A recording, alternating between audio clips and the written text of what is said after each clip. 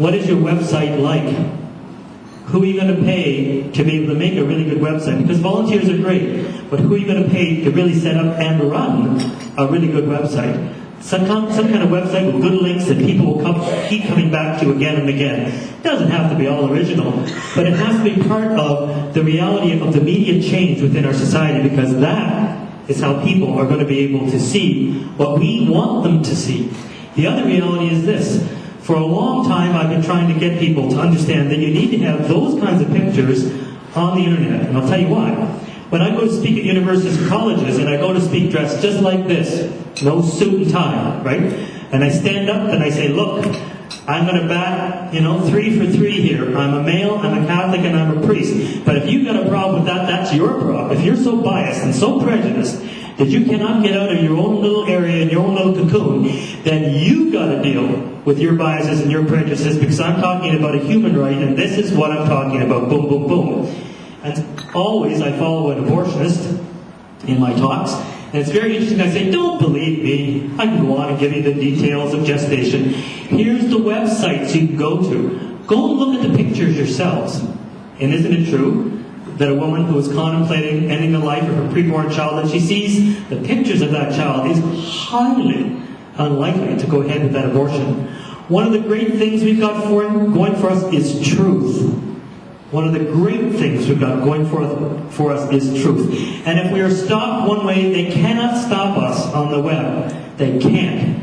Put this on YouTube, and it can be seen by who knows how many.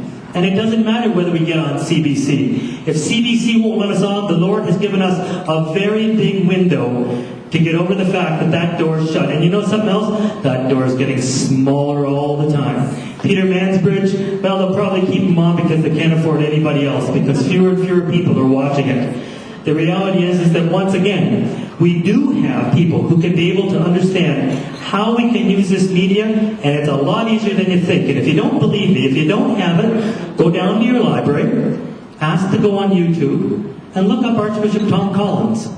Every time that guy turns around, he's on YouTube. Okay? Every time he turns around, he's on YouTube.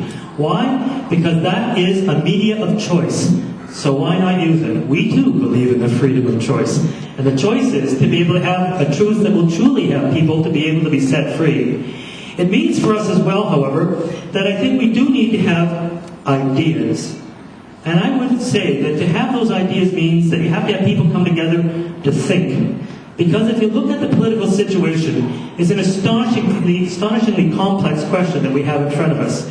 If Rob Nicholson, one of our stronger pro-life voices, cannot be able to assist a private member's bill from another very strong pro-lifer to get through our parliament, and it was an interesting little bill, which should have been able to bring a lot of other people into the coalition.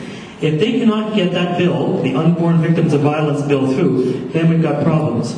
And the problems mean that we have to start to think, what other ways can we use this totally transformed political environment to be able to get what we want? Can we stop and say, what 20 things do we want in legislation? What 20 things do we want in legislation? And I'm going to tell you, some of them are going to seem incredibly petty.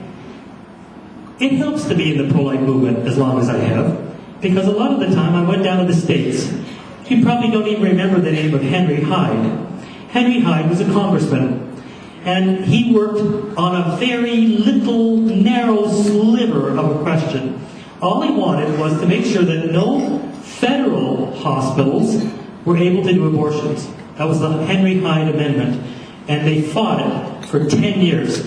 There are very, very, very few federally funded hospitals in the United States, something like 25. Very, very few. You say, why would he spend so much energy on that? It was the first, actually the first challenge against abortion that stood up in the Supreme Court. The very first one. And the pro-abortionists knew it.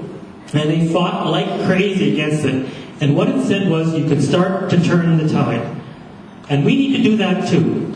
Priests for Life has been very serious about encouraging an initiative to be able to bring together law students and lawyers just to think. And so this May, we'll be bringing together about 15 of them just to put together what's called a casebook. That's irrelevant, and don't worry about it.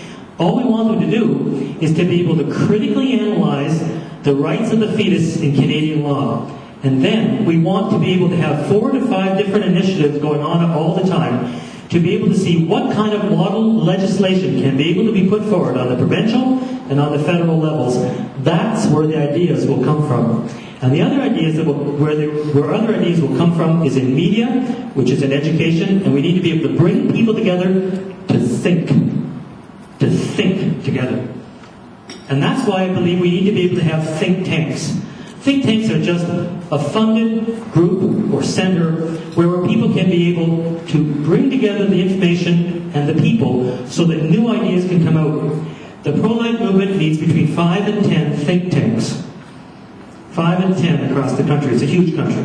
It really is. It's just a regional coalition in many ways. We need to be able to have between 5 and 10 think tanks. Here's what I would ask you to seriously think about. Can you fund one? And I don't mean the Hamilton Right to Life.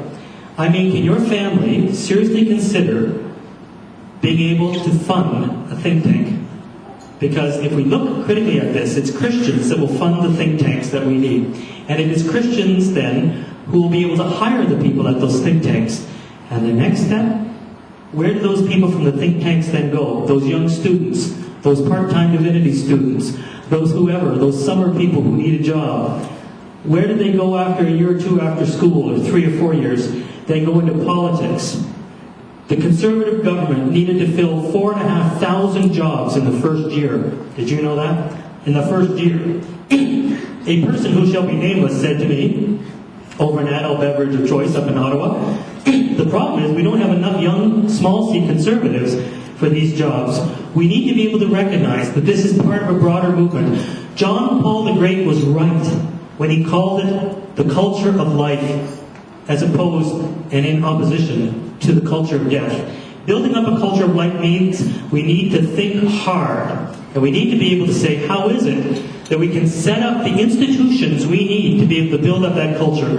A culture isn't just a family here and a family there. It's not just a parish and a church here. It's an integrated web that allows us to be able to bring together what we need to be able to support what we need. And we can be able to have fun along the way. I really do believe that in a lot of ways we can have fun. You know, this is a great sign. And we're hitting a recession. And in a recession, one of the things that happens is the demand for transportation drops, which means there's a lot of trucks around that won't be on the road. What you need to do is to use those trucks, put them up beside the roads and the highways, put your sign on the truck. Hey, why not? It's sitting there anyway. Why waste a good truck? Why waste a good sign? And if it's on private property, the Advertising Council, who cares about the Advertising Council? You got to be able to have fun doing what you do as well. Lastly, I think we need to be able to be serious about what I call social action or direct action. Direct action is very clear. Direct action are those kinds of things such as the Show the Truth tours, the genocide awareness projects, of which I'm sure Stephanie Gray spoke about last year, etc. They make people incredibly uncomfortable. They really do. They make me very uncomfortable. You see, if you're my height and you're on the Show the Truth tour with the big signs, you like those big signs because they're just come up to about my nose, you see. And that way I can have